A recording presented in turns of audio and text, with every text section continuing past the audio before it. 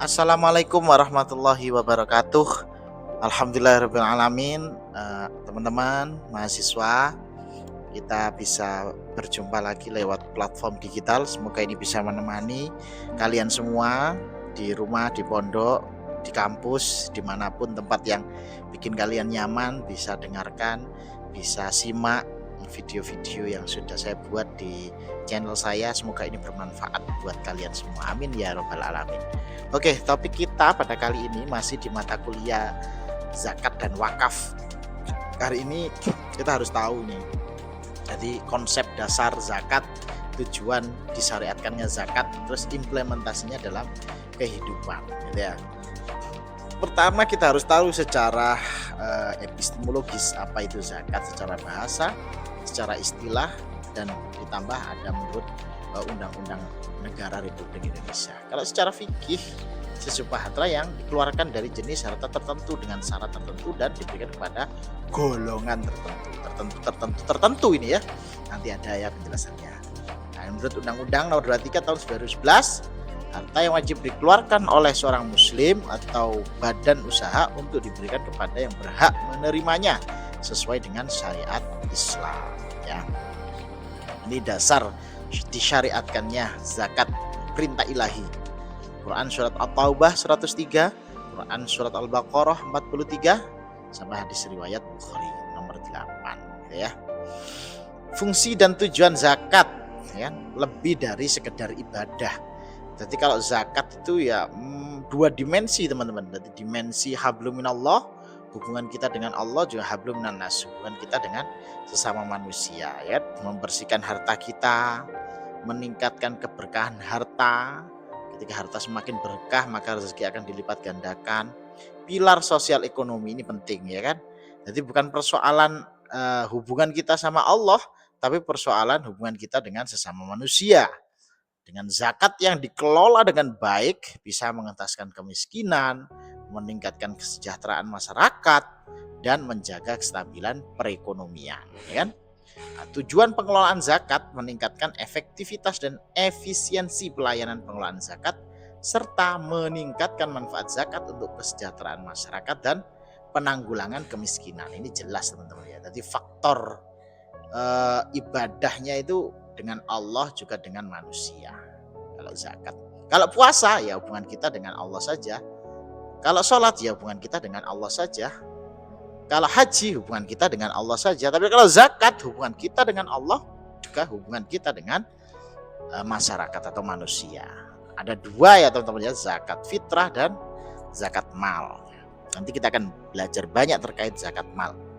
Zakat fitrah, zakat yang wajib dikeluarkan setahun sekali menjelang Idul Fitri berupa makanan pokok, beras biasanya. Ini mulai anak kecil sampai tua. Pokoknya semua yang memiliki nyawa itu wajib untuk mengeluarkan zakat fitri. Zakat mal, emas, perak, uang, surat berharga, pertanian, perkebunan, peternakan, pertambangan, perindustrian, pendapatan dan jasa, harta temuan. Nah, semuanya nih ya. Ini kalau sudah satu nisab berapa nanti ada di pembahasan lanjutnya. Satu nisab zakat mal dalam 1 tahun ya. Kurang lebih pokoknya kalau 1 bulan itu sekitar 7 juta ya. Tinggal kalikan 7 juta kali 12 ya. Siapa yang wajib berzakat atau muzaki? Satu, seorang muslim. Orang non muslim nggak berhak zakat ya, tapi mereka punya nama sendiri mungkin ya. Merdeka, bukan budak. Insya Allah sekarang sudah nggak ada budak ya. Seorang ART pembantu rumah tangga pun sekarang gajinya juga sudah besar. Balik dewasa ya. Terus kemudian berakal, memiliki harta zakawi yang telah mencapai 1 nisab. Nah ini ya yang dibahas tadi, zakat mal ini ya. Kalau zakat fitrah meskipun belum balik, dia wajib untuk dizakati ya, untuk membersihkan hartanya. Berikutnya teman-teman, ini yang sering kali kita berdebat, siapa sih yang berhak menerima zakat atau mustahik? Satu, fakir, orang yang zakat tidak memiliki harta sama sekali, untuk makan seharian susah. Miskin, orang yang memiliki harta namun tidak mencukupi kebutuhan, ya kan? Nggak punya rumah, nggak bisa makan, untuk hidup saja itu susah. Amil, petugas pengumpul zakat itu juga dapat persentase dari zakat yang dikelola. Mu'alaf, orang yang baru masuk Islam. Budak, orang yang hidupnya itu tergantung orang lain. Ghorimin, orang yang terlilit hutang, itu juga bisa jadi objek zakat. Fisabilillah, orang yang berjuang di jalan Allah, itu juga bisa jadi objek zakat. Ibnu Sabil, musafir, yang kehabisan bekal di perjalanan. Itu ya teman-teman ya. Jadi ada beberapa kategori orang yang diberi zakat. Ini sekarang saya beri contoh kasus supaya mudah dipahami ya kan. Ini terkait program pemberdayaan mustahik atau zakat produktif ya kan.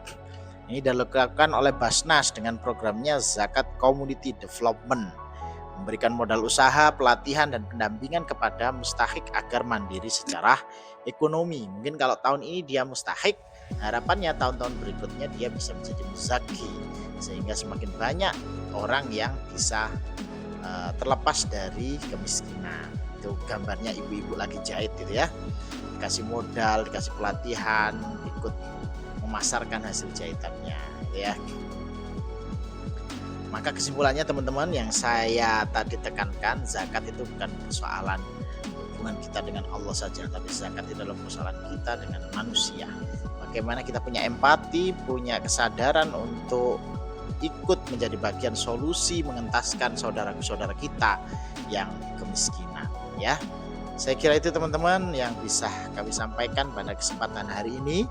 Konsepnya zakat, tujuan zakat, terus kemudian objek zakat itu siapa saja sudah lengkap saya kira.